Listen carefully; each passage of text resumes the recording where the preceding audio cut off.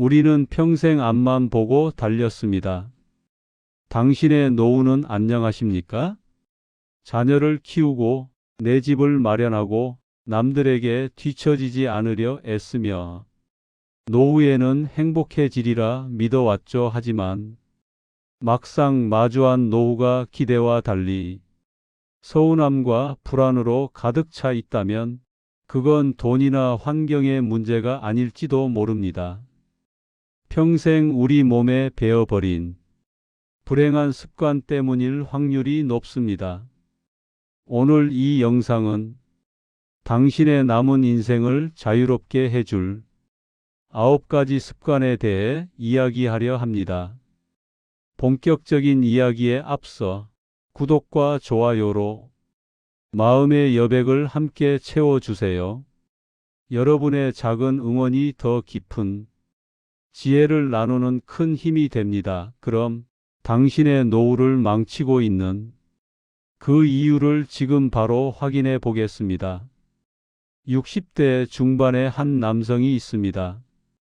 평생 성실하게 일했고 자녀들을 훌륭하게 키웠습니다.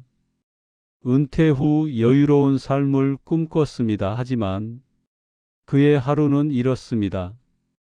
아침에 눈을 뜨면 가장 먼저 자식들의 SNS를 확인합니다. 왜 연락이 없을까 하는 서운함이 밀려옵니다. 점심때는 뉴스를 보며 세상이 잘못 돌아간다고 분노합니다. 저녁에는 옛 동료의 근황을 듣고 비교하며 우울해집니다. 밤이 되면 그는 생각합니다. 이렇게 살려고 그렇게 열심히 살았나? 당신도 혹시 이런 감정이 덫에 걸려 있지는 않습니까? 노후가 불행한 이유는 돈이 없어서가 아닙니다. 오히려 평생 쌓아온 습관이 당신을 갉아먹고 있는 것입니다. 오늘 우리는 행복한 노후를 망치는 9가지 습관에 대해 이야기하고 그리고 그 습관에서 벗어나는 법을 찾아갑니다. 우리는 왜 스스로를 불행하게 만드는가? 첫 번째 습관, 과거에 집착하기. 그때 그 선택만 안 했어도. 이 문장은 당신의 현재를 지웁니다. 과거는 이미 끝났습니다. 되돌릴 수 없습니다. 하지만 우리는 끊임없이 과거를 재생합니다. 심리학에서는 이를 반추사고라고 부릅니다. 같은 생각을 반복하며 우울을 키우는 것입니다. 과거에 대한 집착은 보상 심리에서 옵니다. 내가 더 나은 선택을 했다면 지금쯤이라는 환상 말입니다. 두 번째 습관, 자녀에게 인정받으려 하기. 당신은 부모입니다. 동시에 한 명의 인간입니다. 하지만 많은 이들이 부모 역할에만 자신을 가둡니다. 자녀가 연락하지 않으면 상처받고 감사하지 않으면 서운해합니다. 이것은 관계 의존의 증상입니다. 당신의 가치를 타인의 반응으로 측정하는 것입니다. 자녀는 당신의 삶을 책임질 수 없습니다. 그들에게도 그들의 삶이 있습니다. 세 번째 습관, 세상을 바로잡으려는 정의감. 뉴스를 보며 분노합니다. 정치에 격앙됩니다. 젊은 세대가 버릇없다고 한탄합니다. 요즘 세상은 왜 이 모양인가 하며 혈압을 올립니다. 이것은 통제 욕구의 변형입니다. 당신이 더 이상 세상의 중심이 아니라는 사실을 받아들이지 못하는 것입니다. 세상은 당신의 기준대로 돌아가지 않습니다. 그리고 그것은 문제가 아닙니다. 네 번째 습관, 타인과 끊임없이 비교하기. 동창은 더 여유로워 보이고 이웃은 더 건강해 보입니다. SNS 속 누군가는 더 멋진 노후를 즐기는 것 같습니다. 비교는 당신의 현재를 초라하게 만듭니다. 비교 심리는 사회적 서열 본능에서 옵니다. 우리는 본능적으로 위계를 확인하려 합니다. 하지만 노년의 행복은 경쟁에 있지 않습니다. 오히려 경쟁에서 내려오는 데 있습니다. 다섯 번째 습관, 건강 염려증에 빠지기. 몸의 작은 신호에도 질병을 의심합니다. 병원을 전전하며 검사를 반복합니다. 건강 염려증은 죽음에 대한 공포를 드러냅니다. 역설적이게도 건강에 대한 과도한 집착은 삶의 질을 떨어뜨립니다. 우리는 죽음을 피할 수 없습니다. 하지만 죽음의 공포 속에서 사는 것은 선택할 수 있습니다. 여섯 번째부터 아홉 번째, 습관. 돈에 대한 과도한 집착, 완벽주의적 생활 패턴, 고립된 삶, 새로운 것에 대한 거부. 이 모든 습관은 하나의 뿌리를 공유합니다. 통제 불가능한 것을 통제하려는 욕망 말입니다. 현자들은 노년을 어떻게 보았는가? 마르쿠스 아우렐리우스는 명상록에서 이렇게 말했습니다. 과거와 미래는 내가 이룰 수 없는 것들이다. 내가 가진 것이 아니기 때문이다. 로마 황제였던 그도 알았습니다. 권력도 재산도 명예도 결국 우리 것이 아니라는 사실을 말입니다. 우리가 진정으로 소유한 것은 오직 지금 이 순간뿐입니다. 노년의 과거를 후회하는 것은 없는 것을 잃었다고 슬퍼하는 것과 같습니다. 미래를 걱정하는 것은 아직 오지 않은 것에 대해 괴로워하는 것입니다. 아우렐리우스가 말하는 자유는 여기에 있습니다. 현재에 머무는 것, 그것이 진정한 해방입니다. 프리드리히 니체는 더 급진적입니다. 그는 즐거운 학문에서 영원의 길을 이야기합니다.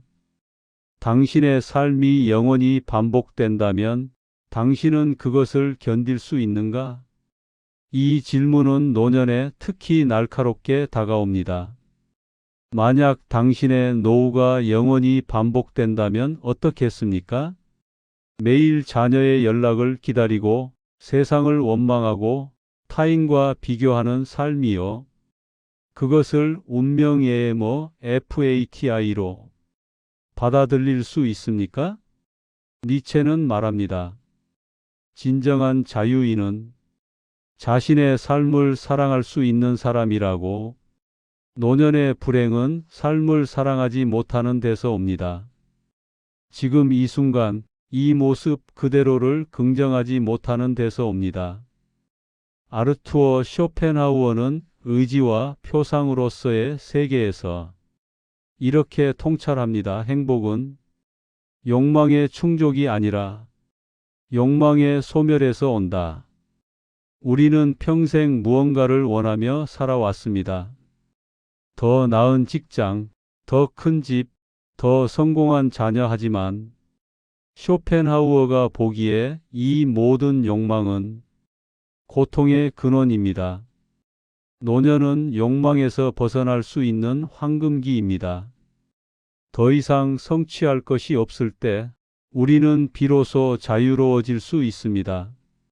자녀의 인정이라는 욕망, 세상을 바꾸려는 욕망, 타인보다 우월하려는 욕망, 이 모든 것에서 벗어날 때 평온이 찾아옵니다. 세네카는 인생의 짧음에 대하여에서 경고합니다. 사람들은 자신의 시간을 아무렇게나 낭비하면서도 돈은 아낀다. 노년의 시간은 유한합니다. 더 이상 무한하지 않습니다. 그런데도 우리는 분노와 걱정과 비교에 시간을 씁니다. 세네카가 보기에 이것은 가장 어리석은 낭비입니다. 현자들의 메시지는 명확합니다. 소유하려 하지 마십시오. 통제하려 하지 마십시오. 지금 이 순간에 머무십시오. 욕망을 내려놓으십시오. 그것이 노년을 자유롭게 사는 길입니다. 4. 무관심과 자유의 실천. 어떻게 살 것인가? 그렇다면 구체적으로 무엇을 해야 할까요? 첫째, 통제. 가능한 것과 통제 불가능한 것을 구분하십시오. 스토아 철학의 핵심입니다. 당신은 자녀의 선택을 통제할 수 없습니다. 세상의 흐름을 바꿀 수 없습니다. 타인의 성공을 막을 수 없습니다. 하지만 당신의 반응은 통제할 수 있습니다. 자녀가 연락하지 않을 때 어떻게 받아들일지는 당신의 선택입니다. 뉴스를 보고 분노할지 그냥 채널을 돌릴지도 당신의 선택입니다. 매일 아침 이렇게 질문하십시오. 오늘 내가 통제할 수 있는 것은 무엇인가? 그리고 통제 불가능한 것에는 에너지를 쓰지 마십시오. 둘째, 기대의 무게를 내려놓으십시오. 자녀에게 기대하지 마십시오. 그들의 감사를 바라지 마십시오. 그들은 그들의 삶을 살 권리가 있습니다. 당신이 그들을 키운 것은 거래가 아닙니다. 보답을 바라는 순간 사랑은 계약이 됩니다. 무조건적으로 주었다면 무조건적으로 놓아 주십시오. 세상에도 기대하지 마십시오. 세상은 당신의 기준대로 움직이지 않습니다. 젊은 세대는 다른 방식으로 살 것입니다. 그것이 잘못이 아니라 다름임을 인정하십시오.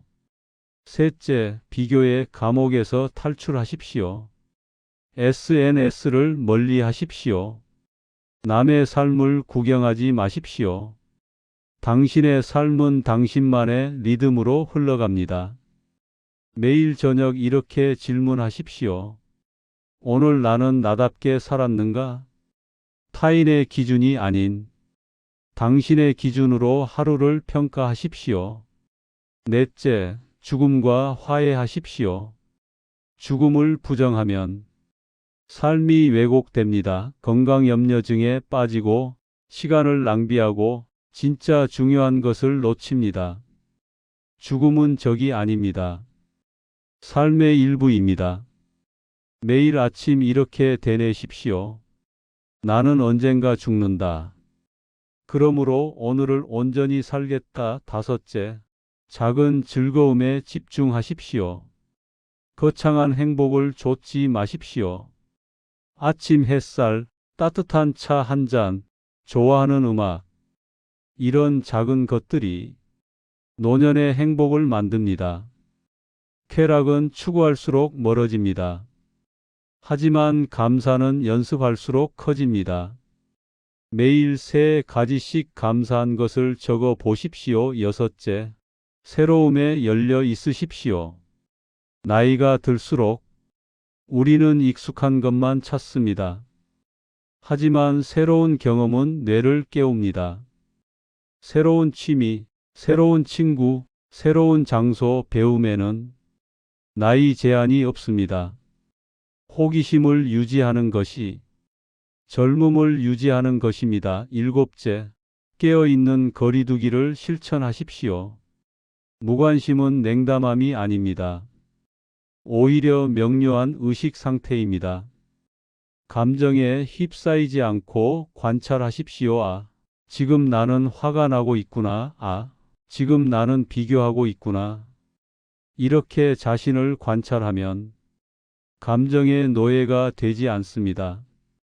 당신은 감정을 느끼지만 감정이 당신을 지배하지 않습니다. 5. 결말 자유로운 노년으로의 초대. 노년은 인생의 끝이 아닙니다. 오히려 가장 자유로울 수 있는 시기입니다. 더 이상 증명할 것이 없습니다. 더 이상 경쟁할 필요가 없습니다. 이제 당신은 그저 존재할 수 있습니다. 행복한 노후를 망치는 9가지 습관은 모두 집착에서 옵니다. 과거에 대한 집착, 자녀에 대한 집착, 세상에 대한 집착, 타인과의 비교, 건강에 대한 강박, 돈에 대한 불안, 완벽함에 대한 집착, 고립에 대한 두려움, 변화에 대한 거부. 이 모든 것을 내려놓을 때 당신은 비로소 가벼워집니다. 아우렐리우스가 말했습니다. 당신은 영혼에게 평화를 줄 수 있다. 그것은 당신의 선택이다. 니체가 물었습니다. 당신은 당신의 삶을 사랑할 수 있는가? 쇼펜하우어가 깨우쳤습니다. 행복은 욕망의 소멸에서 온다. 세네카가 경고했습니다. 시간을 낭비하지 마라. 그것은 돌아오지 않는다. 이제 당신 차례입니다. 오늘 하루, 단 하루만이라도 이렇게 살아보십시오. 과거를 후회하지 말고, 미래를 걱정하지 말고, 누구와도 비교하지 말고, 아무것도 통제하려 하지 말고, 그저 지금 이 순간을 온전히 느끼십시오. 그때 당신은 깨닫게 될 것입니다. 행복은 얻는 것이 아니라 놓아주는 것임을, 자유는 소유하는 것이 아니라 비우는 것임을, 당신의 노년은 이미 충분히 아름답습니다. 다만 당신이 그것을 보지 못하고 있을 뿐입니다. 여러분, 오늘 우리는 행복한 노후를 방해하는 9가지 습관과 그 뒤에 숨겨진 우리의 마음을 들여다보았습니다. 결국 행복은 무언가를 더 채우는 것이 아니라 나를 옥죄던 집착들을 하나씩 놓아주는 것에 있었습니다. 아우렐리우스가 말했듯 영혼의 평화는 오직 당신만이 스스로에게 줄 수 있는 선물입니다. 이제 마지막으로 질문을 하나 드리고 싶습니다. 당신은 오늘 밤 평온한 잠자리를 위해 무엇을 내려놓으시겠습니까? 거창하지 않아도 좋습니다. 자녀에 대한 작은 기대 하나, 과거의 후회 한 조각이어도 충분합니다. 그 비워진 자리에 오늘 하루의 따뜻한 햇살과 차 한 잔의 여유가 채워지길 진심으로 응원합니다. 다음 시간에도 당신의 삶을 더 가볍고 자유롭게 만드는 이야기로 돌아오겠습니다. 오늘도 지금 이 순간을 온전히 사랑하는 하루 되십시오.